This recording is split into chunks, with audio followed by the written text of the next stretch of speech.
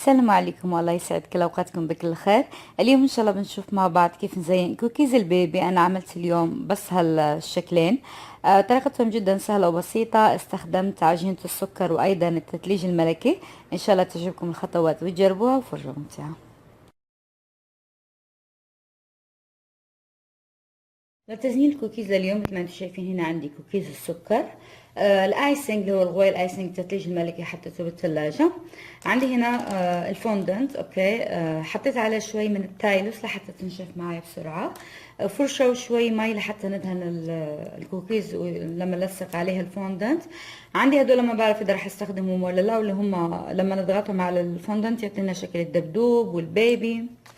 طبعا مطلق اوكي صغير، وشوي من النشا. ايضا نفس القطعات اللي قطعنا بهم الكوكيز لحتى نقطع بهم عجينة السكر.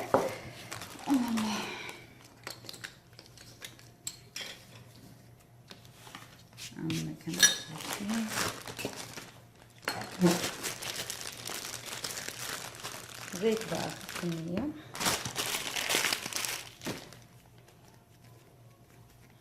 انا لساتي مازجه فيها اللون، لهذا ما محتاجه ادعكها كتير.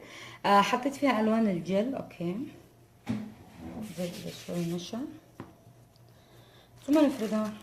اللي حلو بهذا النشا انه في هذه الدوائر بتعطينا عجينه السكر نفس الحجم. اوكي، فبس افردوا براحتكم، لا تعملوا حساب العرض.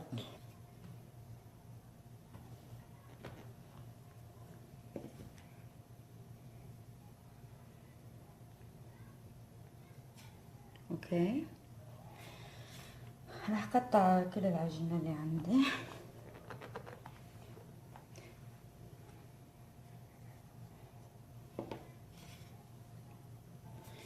دايما بعد ما نقطع العجينه اللي تفضل معنا على طول نجمعها ونحطها بكيس مغلق كتير منيح، لانه العجينه فيها تايلوس فبتنشف معنا بسرعه. اوكي، هلا بنكمل. لا اله الا الله. اوكي، بنجيب حبه الكوكيز زي كده. هنا عندي ماء فقط، ده حبيته ممكن تعملوا فيه شوي من بودره السامسي زي ما تحبوا. انا استخدم ماء فقط، ولكن حتى كده دهنه جدا خفيفه. اوكي، ما تكتروا.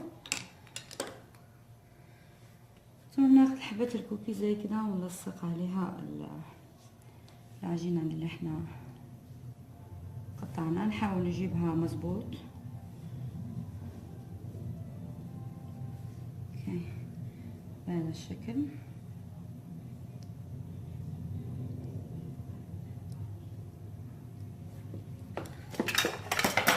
انا لما يكون اشتغل بعجينة السكر بحب اخلي هذه قدامي، لان اوقات لما يكون نضغط عليها بايدينا تاخد بصمات الايد. اوكي، خلاص زي كده بنغلف الكوكيز. اعمل معكم العربة نفس الشيء. هذه هي. طبعا لما تكونوا تزينون الكوكيز بعجينة السكر حاولوا ما تعملوا العجينة كتير سميكة لحتى تنشف معكم بسرعة، وايضا هي لما تنشف تكون كتير قاسية، فلما تكون سميكة بيصير صعب على الواحد ياكلها. ما بيكون سهل ياكلها الواحد، فكل ما كانت رقيقة كل ما كان افضل. اوكي، خلاص هذه الثانية. بس هذه انا حابة اعمل فيها شيء ما ذكرته. عندي هنا هذا الجرار. اوكي، راح اعمل زي زخرفة اللي تكون بالعربة زي كده. اوكي،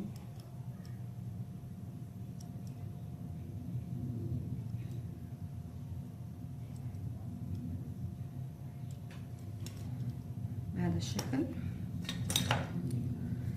ثم عندي هذا الموقد، راح اجي لهذا الطرف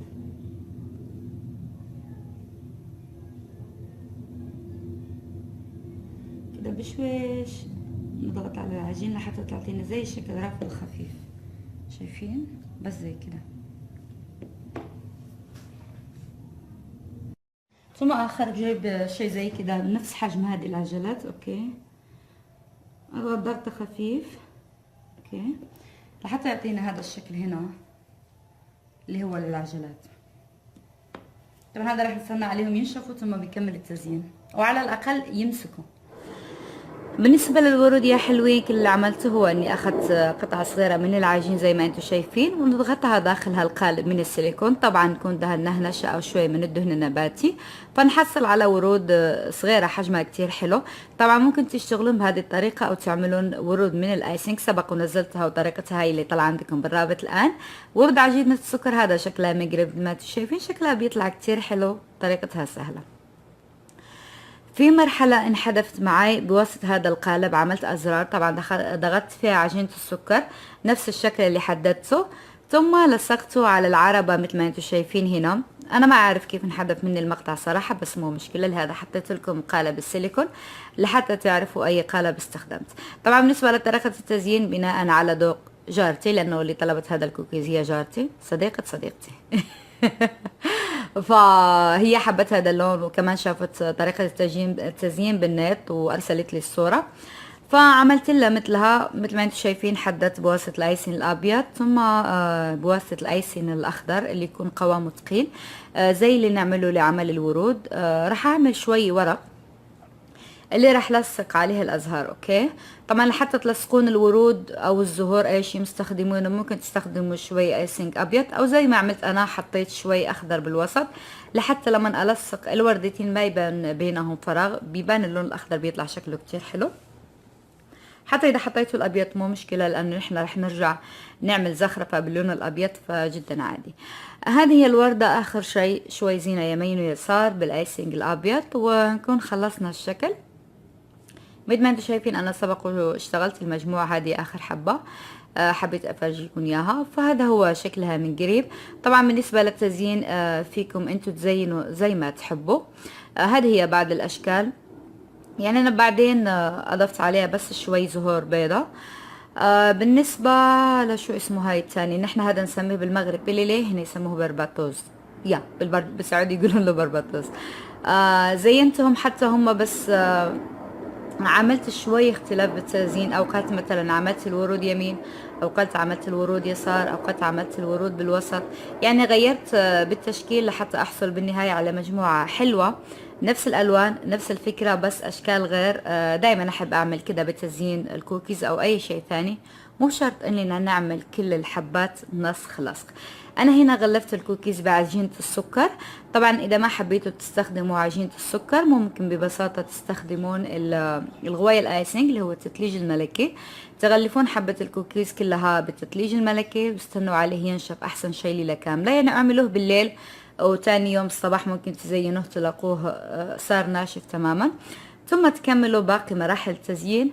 انا استخدمت عجينة السكر واضفت عليها شوي من الجام بيست، لانه اللي هي التايلوس، سوري، لانه تخيل الكوكي زينته الصباح وكان لازم يروح لصاحبته المساء. اوكي، لهذا استخدمت عجينة السكر مع التايلوس. يعني مو ضروري تستخدموهم، ممكن بس عجينة السكر العادية من غير لا تايلوس ولا شيء، او الايسنج مثل ما سبق وذكرت. خلاص يا حلوين، انا هنا مثل ما انتم شايفين خلصت تركيب الورود. راح اعمل تحديد للبيليلي. بعد ما نخلص يا حلوين كده بيطلع شكلهم مثل ما انتم شايفين، شكلهم بيطلع كتير حلو. غيرت مكان الورود مثل ما هو باين بالفيديو. خلاص يا حلوين، هذا كل شيء عن تزييننا لليوم، طريقة جدا سهلة وبسيطة. ان شاء الله تجربوها وتعجبكم. شكرا لمتابعتكم، الله يسعدكم يا رب، واشوفكم على الف خير بالفيديو الجاي، ومع السلامة.